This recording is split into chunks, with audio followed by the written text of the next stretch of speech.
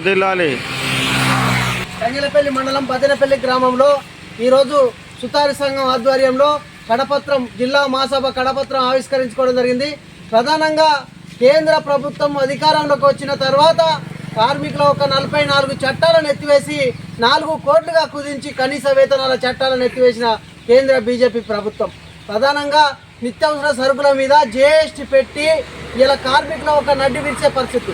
ఇలా కార్మికులకు పని దొరకక ఇబ్బందులు పడుతూ ఉన్నా కూడా కనీస వేతనాల చట్టాన్ని ఎత్తివేసి ఇలా జీఎస్టీ పేరుతో కార్మికులను ఇబ్బంది పెట్టిన పరిస్థితి.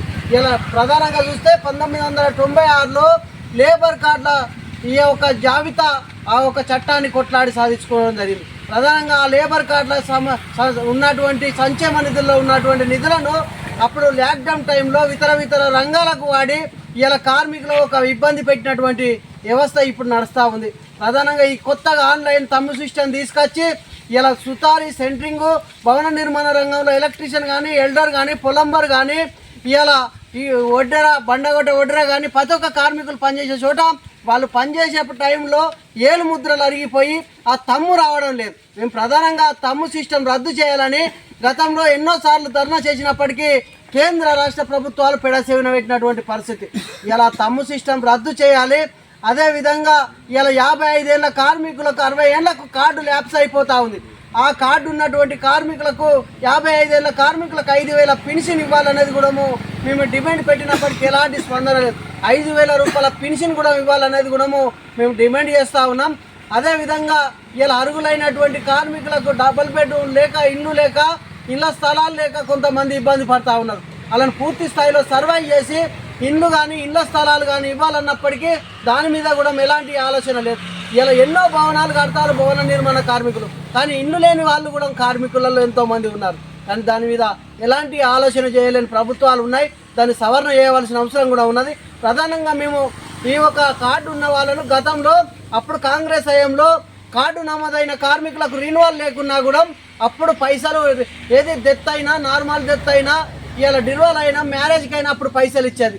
కానీ బీఆర్ఎస్ ప్రభుత్వం వచ్చినాక బడ్జెట్ పెంచినామన్న పేరుతో ఇలా భవన నిర్మాణ కార్మికులకు ఆ ఒక చాలన్ ఇలా రిన్యువల్ లేకపోతే చాలన్ లేకుండా డబ్బులకు కాలయాపన చేపించి అవి కార్మికులకు అందడం లేదు. ఒకటే మేము కాంగ్రెస్ ప్రభుత్వాన్ని కోరుతా ఉన్నాం. అప్పుడు సంక్షేమ నిధులలో కార్డు నమోదైన కార్మికులకు రిన్యువల్ లేకున్నా కార్మికుడు మరణించినట్టు పైసలు ఇచ్చినటువంటి ప్రభుత్వం ఇప్పుడు ఒకటే ఆలోచన చేయవలసిన అవసరం ఉంది. ఆ ఒక్క చాలాన్లు లేకున్నా రిన్యువల్ అయినా కూడా కార్డు నమోదైన కార్మికులకు ఎందుకంటే వాళ్ళు ఇన్సూరెన్స్ కట్టిర్రు కాబట్టి దాన్ని ప్రమాదం బీమా అవసరం అందించవలసిన అవసరం ఉందని కూడా ఈ సందర్భంగా తెలియజేస్తా ఉన్నాం. అదే ఇప్పుడు మేము బోర్డుకు పెట్టింది ప్రతి కార్మికుడు యాక్సిడెంటల్ డెత్ 5,20,000 ఇచ్చేది 10 లక్షలు ఇవ్వాలనేది ప్రమాదాస్తు సత్తు చనిపోయినటువంటి కార్మికుడు కానీ బోర్డుకు పెట్టినప్పటికీ దాన్ని కూడా పెడసేవన పెట్టారు.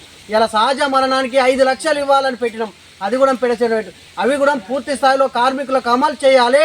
సహజ మరణానికి 5 లక్షలు, యాక్సిడెంటల్ డెత్కు 10 లక్షలు, ఇక కార్మికుని కూతురు డెలివరీ అయినట్టుంటే 50,000, ఆ ఒక కార్మికుని కూతురుకు పెళ్ళి అయినట్టుంటే 1,00,000 రూపాయలు ఇవ్వాలనేది కూడా మేము ఏఐటీసీ భవన నిర్మాణ కార్మిక సెక్రటరీగా జిల్లా సెక్రటరీగా డిమాండ్ చేస్తూ ఉన్నాం.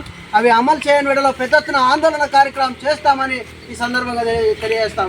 ప్రధానంగా ఈ బడ్జెట్ సమావేశంలో కేంద్రం దానికోసం ఈ యొక్క కార్మికుల 44 చట్టాలను ప్రభుత్వ రంగంలో కేంద్ర ప్రభుత్వం పొందుపరచని వేళలో పెద్ద ఎత్తున ఆందోళన కార్యక్రమం చేస్తామని కూడా ఏఐటీసీగా డిమాండ్ చేస్తా ఉన్నాం. ఈ సందర్భంగా కార్మికుల ఐక్యత, భవన నిర్మాణ కార్మికుల ఐక్యత జయప్రదం చేయాలి. ఫిబ్రవరి 21వ తారీఖు జరుగుతున్న జిల్లా మహాసభను